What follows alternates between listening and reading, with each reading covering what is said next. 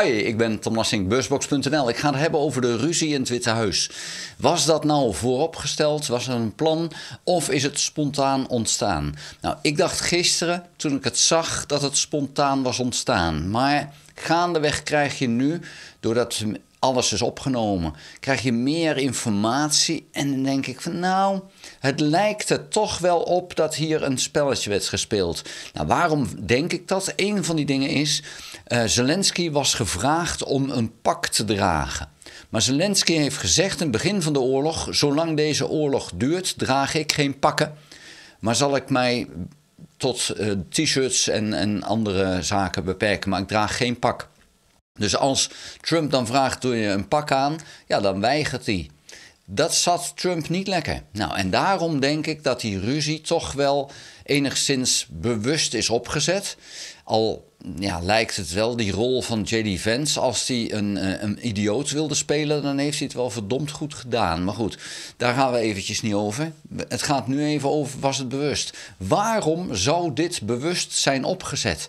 Nou, het eerste is al, vraag om hem een pak aan te doen, terwijl de wereld weet dat hij heeft gezegd, zolang die oorlog duurt, draag ik geen pakken meer. Daar is dan toch ook weer een puntje van, ik ga kijken, Trump zijnde, hoe ver kan ik hem krijgen? En voor de rest is het ook zo van, oké, ik ga hem dwingen om dit contract te tekenen. Het lag al klaar. Maar dat niet alleen, ik ga hem ook nog vernederen. Ik ga de wereld laten zien hoe sterk ik wel niet ben. Dat ik zelfs zo'n man als Zelensky naar mijn pijpen kan laten dansen. En dat feit, dat het dus ook mislukt is, daar mag de wereld blij om zijn. Want ik heb het idee dat dit een aanzet was naar meerdere keren dat hij dit ging doen. Namelijk bijvoorbeeld ook naar Canada toe. Ook naar Mexico, ook naar Denemarken en Groenland en ook naar Panama. De totale vernedering van die landen, van die eigenaren, van de leiders van die landen, om maar Trump zijn gat te kunnen kussen. En dat is wat Trump wil, want hij wil het middelpunt staan. Dus ik denk dat dit vooropgesteld was. En het is maar goed dat het mislukt is. Het is heel jammer dat het, eigenlijk doet er nu een ruzie door is ontstaan. Maar het is belangrijk dat Trump even teruggefloten is en teruggefloten blijft. En de ruzie met Mexico en Canada komt aankomende week. Dat gaat ook met de EU gebeuren. En het is denk ik belangrijk dat de landen opstaan tegen Amerika. Want Amerika is zonder al die bondgenoten helemaal niks. Dan is het gewoon een land met 340 miljoen inwoners. Dat is een groot land, prima. Maar het is maar 5% van de wereldeconomie. En die redt het dus in zijn uppie niet. En dat is nu iets waar Amerika echt wel naartoe aan het werken. Je staat er alleen voor. Als jij je bondgenoten niet meer hebt, dan is het over. Nou, hoe kunnen we dan als landen Amerika treffen? Nou, dat is als eerste tegenmaatregelen. Dat moet je heel strategisch doen. Maar wat je ook zou moeten doen, in mijn ogen, is die schulden van de staat, de Amerikaanse staat, om die te dumpen. Gooi die weg. Terug, hup de markt in ermee. Weg ermee. Geen Amerikaanse staatsschulden meer in de Nederlandse bank. Op de pensioenfondsrekeningen. Alles, gooi het er alsjeblieft uit. Want die dollar, die is zo zeker niet meer. En we raken daar Amerika mee. En het is nu tijd voor een Amerikaanse boycott. Want die Trump, die moet terug zijn hok in. Daar zal het nu eigenlijk op neerkomen. En de oorlog in Oekraïne, die blijft wel even voortduren. Helaas, het is niet anders. Maar als Rusland er vanaf wil, kunnen ze er morgen vanaf zijn. Moeten ze zich vanavond terugtrekken, is morgen vrede. Dus in die zin is het niet zo dat we medelijden moeten hebben met Rusland. Want Rusland kan dit direct stoppen. Maar het is dus dat Oekraïne gedwongen wordt om door te gaan. Ja, doordat Rusland zegt, ja, maar we willen een deel van jullie land gewoon hebben. Ja, dat moet je ze dus niet gunnen, die Russen. Want op het moment dat je dat gunt, dan weet je, dan komen ze over een paar jaar weer voor nog weer een stukje. Want het is niet de eerste keer. In 2014 is dat begonnen, 2022 is dat verder gegaan. En uiteindelijk wil Rusland heel Oekraïne. Nou, daar zullen ze terug naar af moeten.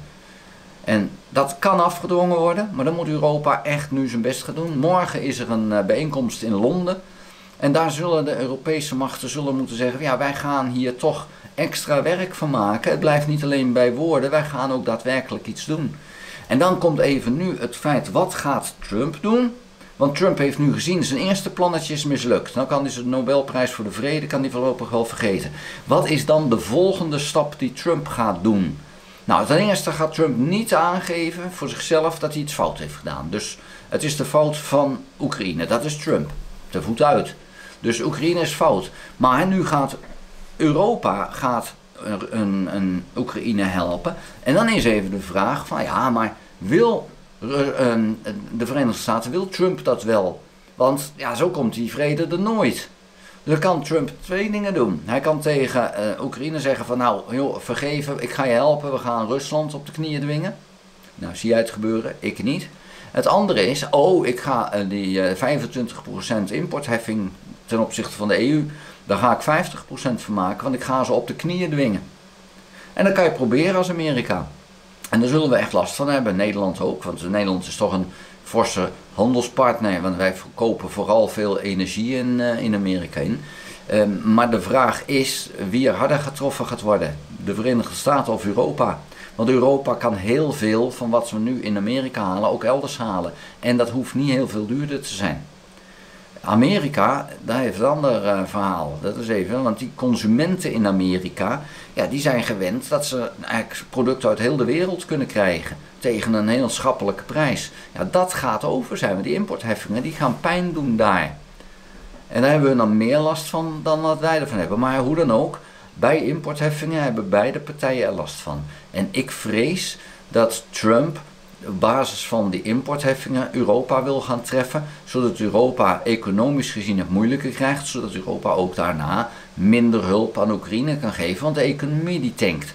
Ja, dat moeten we maar afwachten of dat zo is, want wij kunnen dat voor zijn door met name hier in Europa, hoe vervelend dat ook klinkt, de wapenindustrie een enorme boost te geven. Want daarmee heb je wel economische activiteit. En het betekent wel dat je die wapens gebruikt om vervolgens daarmee van alles kapot te schieten. Maar uiteindelijk als Oekraïne deze oorlog wint, dan is de opbouw van Oekraïne is ook heel lucratief. Want die Oekraïners die willen hun land weer netjes opbouwen. Daar kan je heel veel geld gaan verdienen. En vervolgens, daar hoef je geen deal nu mee te maken. Maar vervolgens gaan die bodemschatten van Oekraïne, die gaan dan naar Europa voor een deel. Daar hoef je nu geen deal voor te maken. Dat is vrij logisch dat dat gaat gebeuren. Want wij gaan Oekraïne dan ook opbouwen met helpen. En Amerika dus niet. Nou, de vraag is natuurlijk, Trump, laat je dat gebeuren? Je kan proberen, dat zal Trump als eerste doen, door met ruzie te dreigen. Maar je vangt meer met stroop. En uiteindelijk zal het Trump toch duidelijk moeten zijn van ja, heel mijn strategie is verkeerd. Alleen het punt is, Trump heeft nooit de strategie van stroop gebruikt. Zijn hele leven niet.